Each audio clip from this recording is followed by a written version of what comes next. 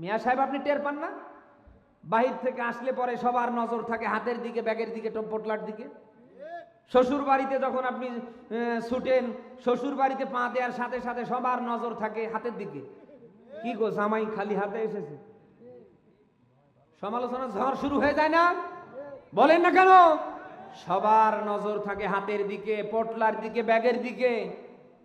আর মা বাপ ব্যতিক্রম, তাদের নজর হাতের দিকে না, ব্যাগের দিকে না, পোটলার দিকে না, তাদের নজর থাকে সন্তানের চেহারার দিকে। তার বাস্তব প্রমাণ আমি। এই যে অক্টোবরে বের হয়েছি, এখন এই যে জানুয়ারির আজ 18 তারিখ চলছে, একেবারে ফেব্রুয়ারির 28 তারিখ পর্যন্ত পুরো দেশে প্রোগ্রাম ফিট করা আছে।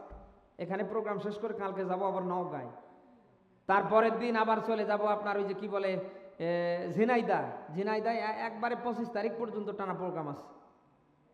মাঝে মাঝে যখন উত্তরবঙ্গে নীলফামারী, ডিমলা, ডালিয়া এই উপজেলাগুলোতে যখন আমার নিজস্ব উপজেলা ডোমারে যখন যাই, তখন মা বাবার কাছে যাই। একটু কিছু নিয়ে গেলেই রাগ দেখায়, কেন নিয়ে এসেছিস? মুখের দিকে তাকিয়ে মা বাবা হতাশাগ্রস্ত। সন্তান টাকার পিছনে ছুটলে হবে? কি ছিলি আর কি হয়ে গিয়েছিস? এত টাকার দরকার নেই। সবাই আপনাকে ভালোবাসে স্বার্থের কারণে, স্বার্থবিহীন শুধু ভালোবাসে মা বাবা। বলেন নাম কি?